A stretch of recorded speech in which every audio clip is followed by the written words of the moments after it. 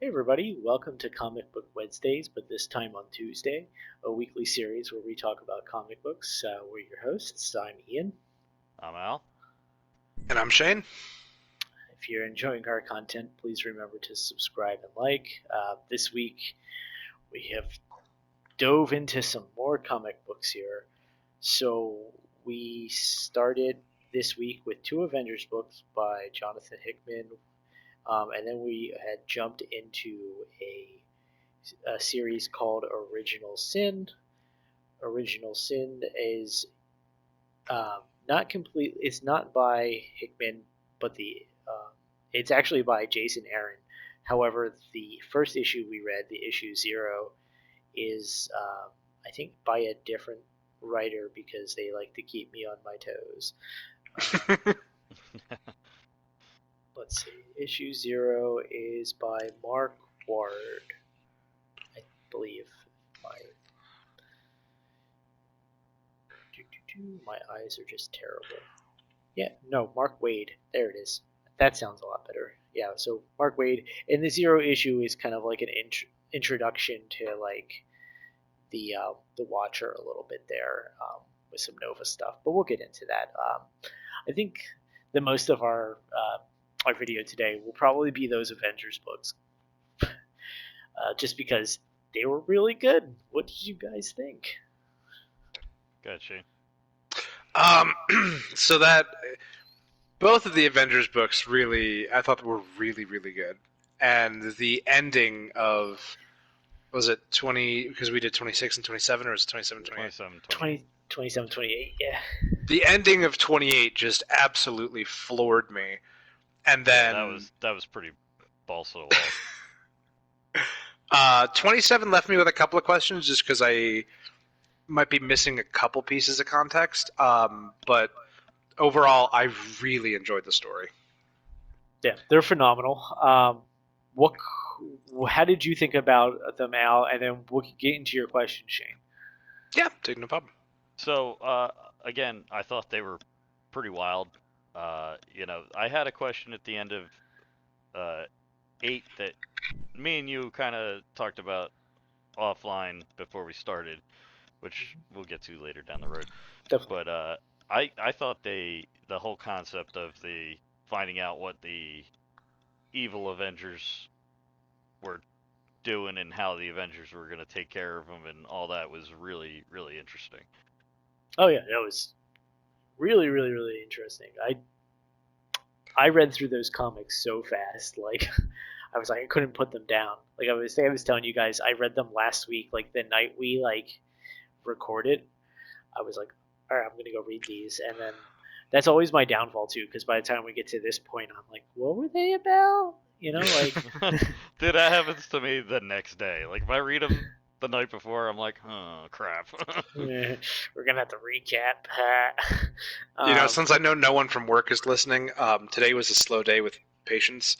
And so in between calls, I was flipping through pages, and every time somebody would call, I'd look at my computer and be like, oh, God damn it, it was getting good. It's funny you said that, because you texted me like the middle of the day being like, I just finished this and holy shit. And I was like, well, I need the next one.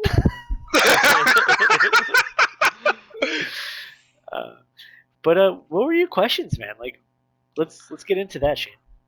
Okay, sounds good. For 27, it is that the first time? And I apologize for coughing. Hoping the water I'm drinking will fix that in a second. Yeah. Is that the first time that we've seen not? I don't mean this evil Avengers, but is that the first time in comic books that they've kind of addressed that? Or has that come up before with other alternate and evil teams? I'm sure it's come up before. Like they've done the Squadron Supreme before, and they're an alternate universe team that kind of ruled with an iron fist. Avengers or X-Men or Squadron Supreme. They're like Marvel's spoof on the Justice League. It's actually where Hyperion is initially from. Oh, okay. Oh. Yeah. that's interesting. And I don't know all the different characters in there, but like I just imagine what you would think spoof of Justice League characters, and there you go. Right. But yeah, no, and they've probably even done Elseworld Evil Avengers too. I mean, there are like stories where like Cap is Hydra and stuff like that, but that's not yeah, exactly. I was not excited when I heard that storyline was coming out. But that was actually really good. You have those books of mine too, by the way. Yeah, they're at my house. That's a pretty good book. If you get a chance to read it. Maybe I definitely have to. I haven't gotten a chance to yet, but I want to read them. Yeah, well, maybe you could. I definitely had that same thought where I was like, "You're turning the World War II hero into a Nazi." Not cool. Yeah. Yeah. Alternate, universe altering little girl. Let's just say that. Yeah, that'll do it. As right? is tradition. Yeah. So, any other questions on the beginning of that, or? I actually had a question about the second issue. Sure, shoot. Has Bruce always hated the Illuminati? Because that was some context I thought I was like missing a little bit. Because Yes. he had that entire argument was with the Tony. evil Bruce too, right? Like that wasn't. I don't think so. Our Bruce. I'm inclined to think Bruce. I thought so too. I thought it was our Bruce also. At the table, him and Tony talking? Yeah. Yeah, because he like admitted to Tony because he was just like, "Wait, I thought you were the other one," and he was like, "No," because he pretended to be the sociopath, and then right before he went into the portal, he just broke all of the AIM stuff. Oh, so that's where I got turned around. Okay, fair enough. So sociopath Bruce, I'm assuming, is still locked up in the special room. No, they show what happens to him. I did not see that then. So or I got too excited. They hand him over to Maria Hill, and they. Oh, right, because they were like, "Yeah, we need a fall guy." Exactly. So then they use like power dampeners on him or whatever. Gotcha. That's where I got all confused because I was like, "What is going on? Is that the real Bruce that they're introducing to the Illuminati, or is that sociopath Bruce?" Because I was like, I don't get this. So Bruce and the Hulk don't like the Illuminati for one really, really good reason. Okay. They considered the Hulk too dangerous, and they jettisoned him into space. He then lands on Sakaar. Then Planet Hulk storyline happens. He comes back. World War Hulk storyline happens because he comes back and he's like, you know what? Screw you guys for throwing me into space. Completely justifiable. Yeah. The Illuminati are not. They're kind of assholes. Yeah. To put it lightly. So how much of a risk then was Tony taking in bringing him to that temple where Bast was? He's more at risk not bringing him in. That's fair. I kind of got the vibe that like Bruce was doing his best to remain calm, like he took tranquilizers, but I also got the feeling that he wanted the tranquilizer to fail. He wanted to just break Tony right then and there. Oh yeah, totally. 100%.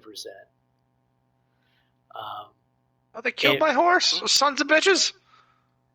And to give context to our readers, the first issue of these Avengers books had Bruce and Nega Bruce or Evil Bruce like interact with each other, right? Is that my thinking of last week? No, you're right on that. I think that was this week. They definitely interacted, and he like turned him. He like knocked him out, right? Yeah. Knocked him out, and then what happens? Bruce then goes and attacks the evil Avengers and the regular Avengers, and when they're like in the middle of downtown, and causes a big ruckus. And then AIM shows up, right? So like, AIM shows up and like freezes time with some kind of weird bullshit, and then brings them back. And that's where we just heard the part where like Hulk destroys their machine and stuff because he's sending the evil Avengers back into alternate worlds where they can then rule. Plus, you don't want to give the bad guys access to time technology. That's just that's not really good a science. bad move. Yeah, exactly. Though it did kind of affect them how they could overtly transfer time and everything because their suits had something to do with that or something. Like it started decaying the bubble as soon as they walked in. I think it said. Right, So right. they had their little bit of downfall as far as that goes. Yeah. Ooh, I ranked up. Same. I'm at 50. Yay. I just hit 70. I did not. Well then, so that was the big part was like it kind of like seems like all of AIM's plans up to this point are kind of falling apart. I mean, their adaptoids are sentient, and they're going and doing their own thing, you know. Yeah. Which they're now traveling the space in between the multiverse, and As bum bum bum. map makers, right? Yeah. Map makers. So the adaptoids are turning into map makers. Now that makes me think: have map makers always been adaptoids? Yeah, I would say That was the impression that I got. A fair statement, I think. Okay, so Shane, like, do you want to fire up your posse? Sorry, Fire up my what? your posse. Oh, yeah. Yeah, I would say yes that the map makers have always been the adaptoids from previous fallen worlds. okay, yeah, Lost in that time realm, you know. exactly. In between, I feel like there's going to be more in that in between place too. Like, we're going to be building up to something bigger there because Yeah, I just feel like definitely. there's like this larger scale picture that they're crafting, and I just love it. But yeah, no, I think it's pretty crazy to see that Bruce is now dealing with the Illuminati directly. I mean, and honestly, the bigger this circle expands, the worse it's going to be. But yeah, especially because they still haven't really rectified the whole like let's wipe Cap's memory and that whole thing from the very beginning. Seems like. Yeah. I have the feeling them bringing in Bruce is going to lead to some type of like information getting back to Cap on that. Yeah, me too.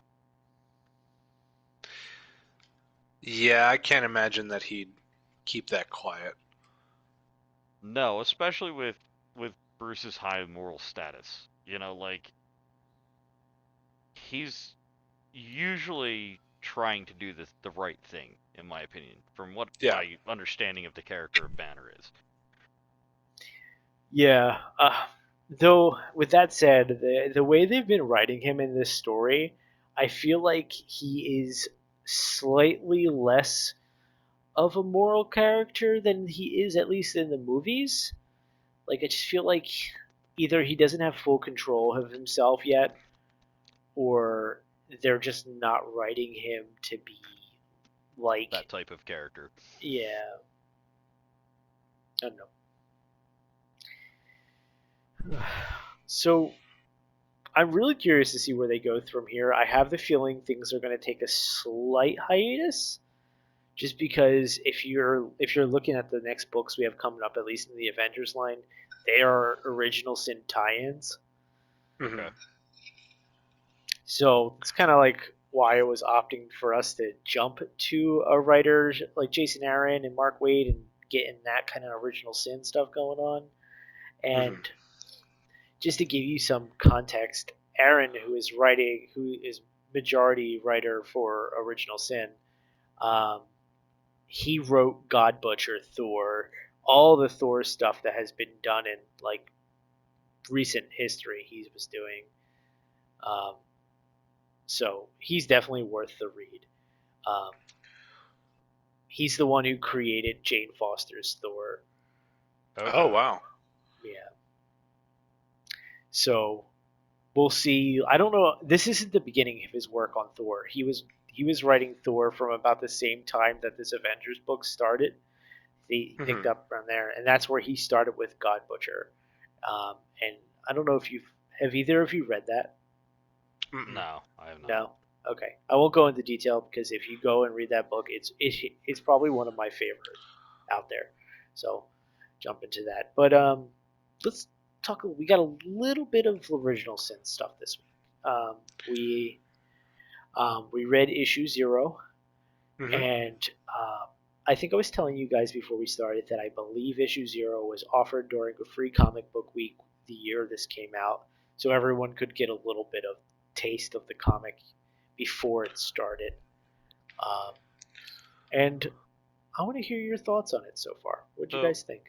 I actually kind of enjoyed it because I like the character Nova from the little experience I have from him, and it was nice to get a backstory on him because I didn't know it was his father's helmet originally. So you're looking at I think the second or third rendition of Nova at that point. Oh wow, Sam Alexander. Okay. If they put him in the MCU, which I think eventually they will, they might use this version of the character because he's younger and he has a lot of interactions with characters like Miss Marvel, Miles Morales. He runs with them, so Okay. you might see that. The new Avengers type of right.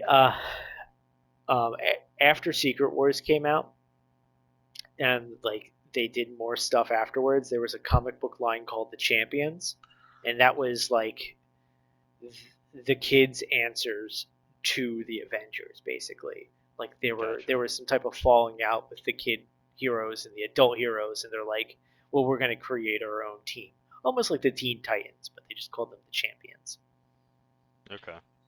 But yeah, so interesting. I mean, so you're liking Sam Alexander. He's a cool character. I think people will get, if he's in the MCU, a lot of people will like him. He's just charismatic. He's fun. No, I mean, I really only know him from that Spider-Man show that was a cartoon within the last, I don't know, 5 years or so. Was like that was that the one where Spider-Man was voiced by Drake Bell? Yes, the Ultimate Spider-Man show, I guess it was. I think like Luke Cage was in that. White Tigress. It was, Danny Rand. You know that team. Yes, I know exactly. I watched a couple episodes of that. Yeah. And me and my son are actually rewatching it because it's a fun kid show, especially for the kids. Oh, yeah, it's not badly written. It's just written more for kids. That's all. Yeah.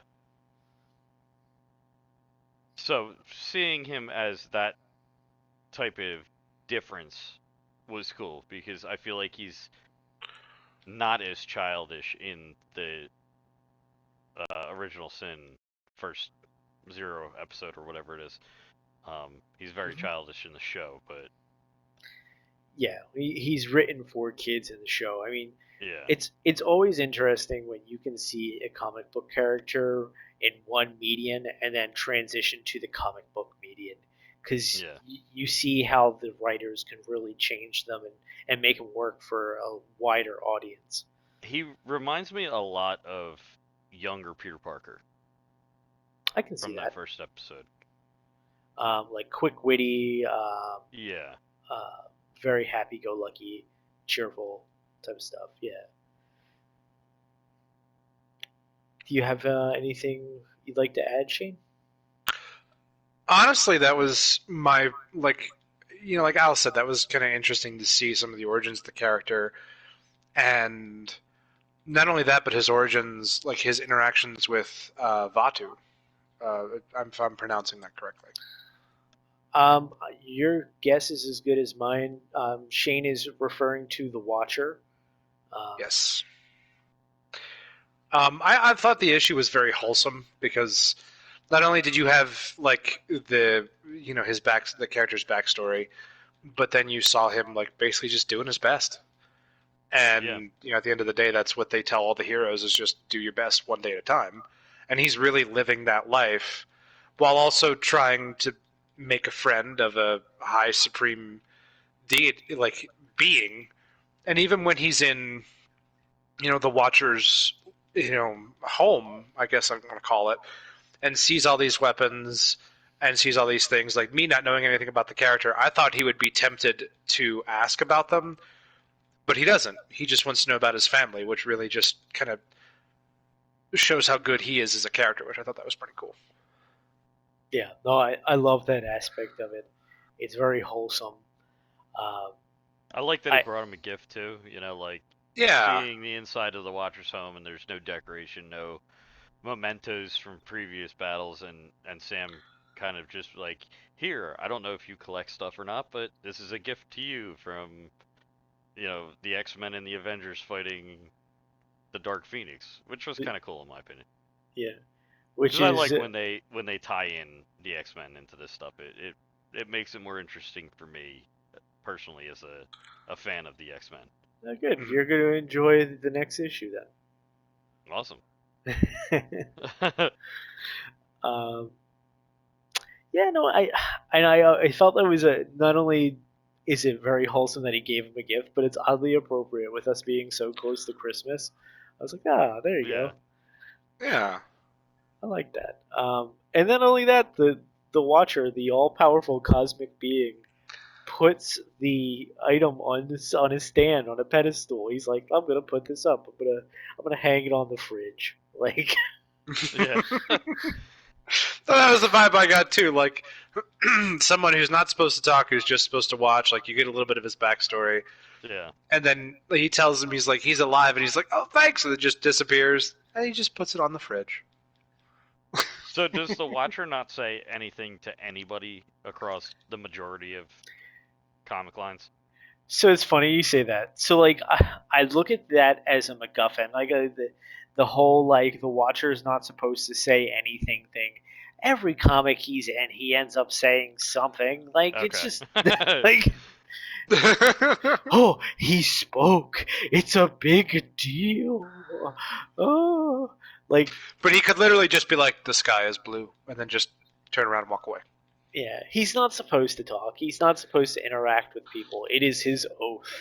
Like, dude always says that was another, like, it was a kind of a fun nod for me too, because like you see that in other media. Like I recently watched The Orville, right, which is a spoof on Star Trek, and they did that basically the whole comic line right there in a couple of episodes, which was really cool to see it again in a different media from a different point of view,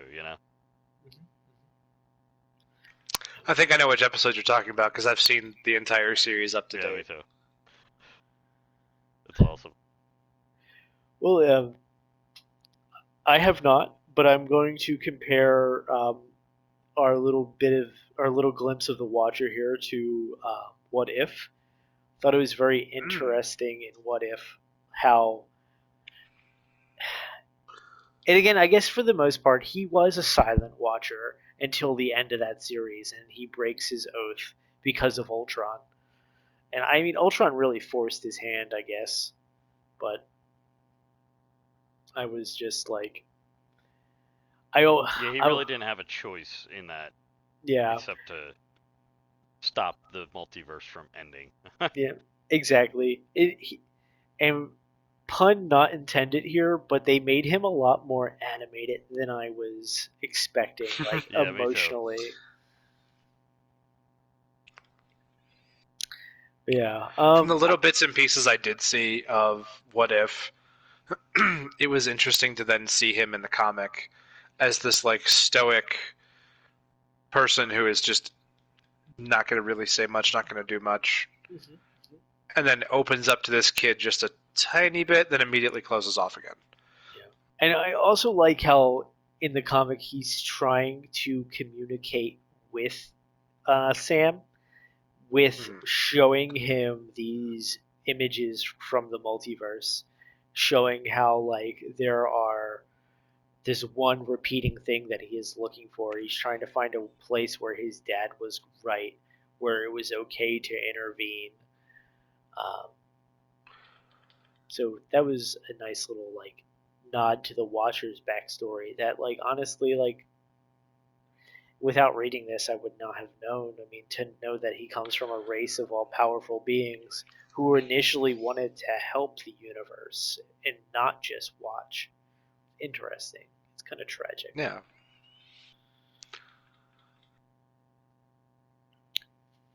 Yeah, It kind of reminded me of something that like happened in the news. Actually, if you don't mind me bringing something current into this. No, current events are fine. So, in the comic, his race gives those like reptilian-looking race basically the power of energy, and like it's nuclear energy, and they're like, yeah, this will advance your race, and then they come back and they're like, oh my god, they destroyed each other. And then it made me think of the news because recently they said that they're expected to announce that we, in an experiment, achieved positive nuclear fusion. And so I was thinking of that while reading that, and I was like, oh, because if an alien race were to land with humanity and give us that kind of energy, that kind of technology, Oh, we'd definitely mess that shit up. yeah, like we'd break ourselves within like 10 minutes. No, so like, I agree with you. If we get it like technology well beyond our years and we advance at a exponential rate, I think we would collapse in on ourselves as a society and kill each other. However, I'm really excited for nuclear fusion. Like, me too. If nuclear fusion is seen in our lifetime as a sustainable, clean energy for the whole world, that would be life changing. As long as the world governments allow it. Because honestly, like, if lobbyists in Washington have their way, I don't see it coming anytime soon, for being honest. Just because, could you imagine what free energy would do for the entire world? Oh yeah, it'd be amazing. It would be amazing. But like, who would lose out on that? Big oil, like big gas companies, But like, honestly, they're losing out anyway because that stuff's disappearing. It's just going away. So it's like, what are you gonna do? Yeah, it reminds me of something that we learned in history. And not just one of those like common lessons, but it was more looking at the downfalls of other societies. More often than not, it is the failure to grow and the failure to incorporate things really puts the downfall into certain things. And there is an argument for what makes a civilization. And this is one of my favorite things that I've ever heard. Is there was a anthropologist who made the argument, and for the life of me, I can't remember their name right now. Made the argument that said that humanity did not begin when we first started, like farming and first started doing things like that. Humanity began when there was evidence of somebody with like a broken bone and in this like wandering tribe, and they took the time to heal this bone, heal this fracture that would have normally been life ending. And this person continued on living their lives. And they said that was the beginning of humanity, was how we can cooperate and do things together. And I feel like if we ease ourselves into it, there may potentially be positives where even these big oil companies and things like that, like kind of echoing back to The Watcher, where he was like, let things play out on their own and don't rush the process. That's fair. Yeah. I like that. I like that a lot. I mean, like, sometimes the greater good for humanity can actually outweigh these corporations, and I hope that's where we get. Because if we get to a world with free energy, that'll lead to the end of hunger. It's gonna be absolutely outstanding. Yeah. And then before we get off on any more of a tangent, I think maybe we should either wrap up or talk about any kind of like current comic book news or media that we maybe consume, just so we can stay on topic for Comic Book Wednesdays. Absolutely. Yeah, absolutely. We'll rank up. Nice. So tell me. I know a couple weeks ago I asked you all this, and I think Shane, you might have watched it. I don't know if you did, Al, but have you guys watched Werewolf by Night yet? Yes. I have not. Jess and I were waiting to do it together, but if you guys would like to talk about it, that's no problem. Non-spoiler, Al, thoughts go. Interesting. I'm trying to remember back because we watched it It's been some like a time. month and a half ago. Um, I remember it being a little drawn out, in my opinion. I don't know why, but I just remember that being my first thought about it. But I really enjoyed the ending of it and how the whole thing went down. Okay. Okay. I think that's fair. Um, for being only 45 minutes, there are some slow parts. And Yeah, might I even add, parts that did not even need to be in it. right. That said, I want to see more specials. I don't need series and shows for everything. That special accomplished a task. It told a story in a cohesive manner. Um, I was engaged in it, and I thought that it was done very uniquely to the point where I was happy, and I thought that like it stood out I from mean, I Marvel. want to put this out there. I don't think we need a special for every holiday, because I No, think that's just gonna be kind of and goofy. I think that's a But coincidence. I think the first two specials being Halloween and Christmas is a coincidence. that's fair. That's fair. Uh, I've heard rumors that they were looking to do Silver Surfer as a special. I heard rumors that Ghost Rider was part of the special talk. So we'll see what we get. I Uh, would like to see more of that type of special, with like the Howling Commandos forming up, or woohoo, yes. leading into like maybe the Blade movie if that eventually does get traction. It's Um, getting traction. It's just not coming out next year. It's coming out early 24 now. okay, I Oh, didn't that's know going to be a they had thing. updated the release of it or not, but Yeah, Blade was supposed to come out next October. However, they threw out the whole script because it was terrible. yeah, that's basically what I heard. So they're starting from scratch. But I would like to see, Ghost Rider, Blade, Mm-hmm. even more of the monster characters, you know, Oh um, yeah, 100%. living Like, the living mummy, or that type of stuff. dude, I want them to do Dracula, just like OG Marvel Dracula, and just like have Moon Knight come and call him a bitch. That'd be Yeah, that would be awesome. great. I Not gonna just want lie. more Moon Knight in general, so I'm all for it. See, Oh, the problem I 100%. had with Moon Knight, which is the problem I have with a lot of the TV stuff, is that it's not cohesive to the main story that I feel like they're trying to tell with the MCU. Hmm. I get what you're saying, and I Like, feel like that was just a problem in general with Phase 4. okay, Um, it Phase just, 5 is supposed to be completely different from my understanding of the situation, but yeah. I don't know that for a fact. I also kind of heard um, that Marvel might be kind of rethinking Phase 6 a little and trying to make it a more cohesive, less content, more quality. Um, so if that's true, I only think it could be good. I don't think it can be bad. Just Yeah, And that's something that we've been saying for a while is you don't need to continuously pump out stuff. You just need to make it good. absolutely. agreed. And like I don't necessarily think a lot of Phase 4 was terrible. Has it been good as some of the stuff before that? Not everything. I would say my favorite things from Phase 4 were Spider-Man and Wakanda Forever. both of them were phenomenal. Damn right.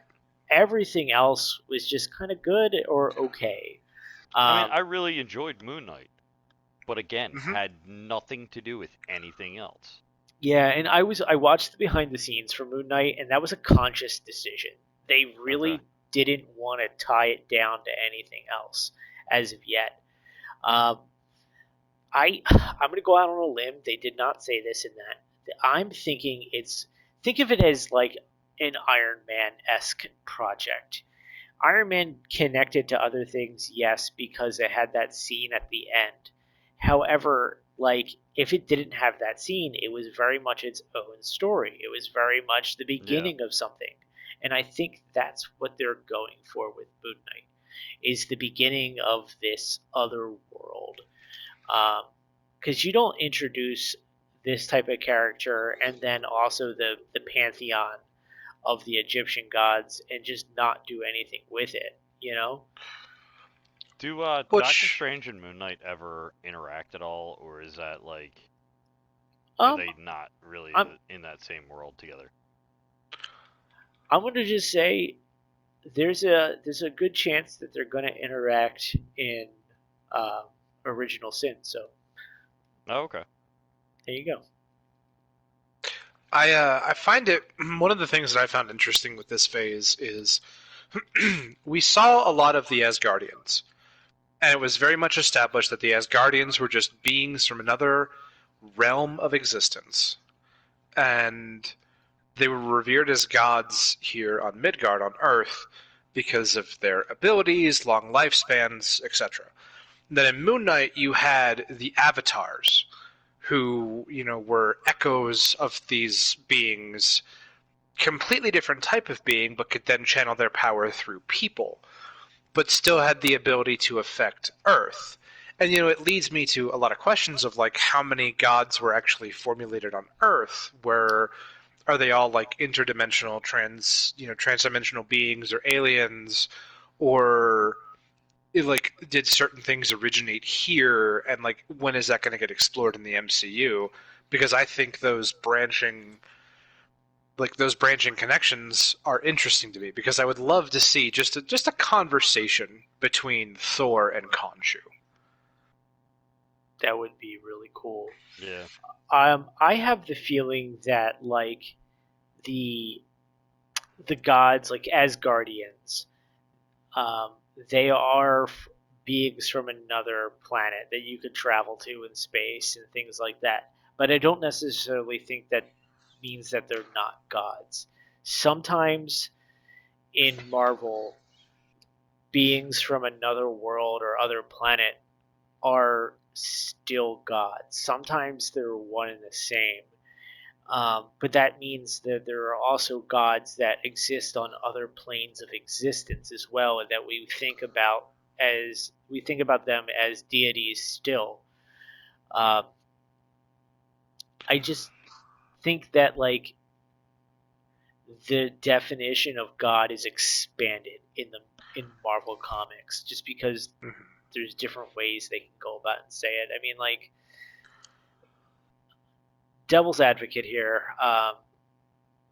Some UFOologists will tell you that gods that we know them and the things that they can do are UFO or aliens. Like there are theories behind that, and I think that in a medium like comics, you can just take creative liberties and make that happen and make that real, and then they can still be gods or not. It's very open and up for interpretation, at least at this point.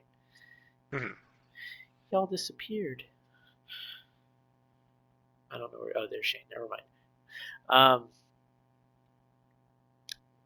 take that as you will. I don't know if you have any rebuttal or anything, but I was just going to say you and I could formulate an entire like 3 to 4 hour conversation on that subject alone.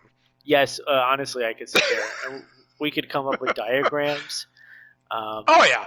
Yeah, because honestly, if we want to get real picky, there is a character in Marvel called the One Above All, who is basically just Jack Kirby.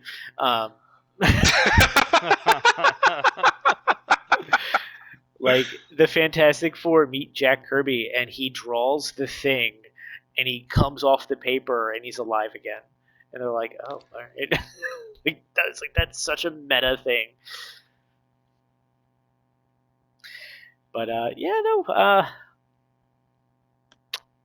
I'm interested to see where the MCU goes next.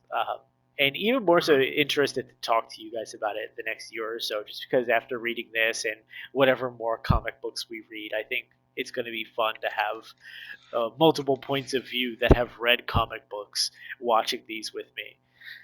So Yeah, definitely. yeah, I'm enjoying it. I was saying to Shane yesterday, Al, like y'all are the only people now who I can speak to on a regular basis who read comics with me. I don't really have anybody else, so this is really nice. Hey, we speak nerd, no problem. Definitely. Yeah, that's not a problem for me. Awesome. Especially when it comes to Star Wars. I can go all day. Oh, I know. But that has to be saved for its own thing altogether. Star Wars talk with Al. We're actually going to need one of those chairs that psychologists have in their office where you can lay down on them. Yeah, because it's going to be a therapy session for me. Oh, if I get into Transformers lore, I'm going to need an office. That's the way it is, man. 3-story office. Mm-hmm. All right, well, let's wrap up here. So we're not going to be recording next week. Shane will be away, and it's Christmas. So, but the next time we get together, guys, it will be the 28th, I believe, is when we'll record. So hopefully we'll have this up before then. But we're going to read Original Sin 1, Original Sin 2, Avengers 29, and Avengers 30. I think the Avengers books are still under Hickman's name. They're just spin-offs for Original Sin. Oops. Mm-hmm. Okay. So yeah, but that looking forward to that. Be it for us. Thanks everybody for listening. Zach, you are not on here tonight with us, so hopefully you're listening to this and not. I'm going to ask you to text me at this line right now. So if I don't get the text from you, I know you're not listening. So please, please, everybody, subscribe and like if you're enjoying this. Again, I'm Ian. Wow. And I'm Shane. And to all of you over the holidays, happy holidays, Merry Christmas, and Kla Yule. Happy holidays, everybody. This is Comic Book Wednesdays. Good night, guys. No, y'all.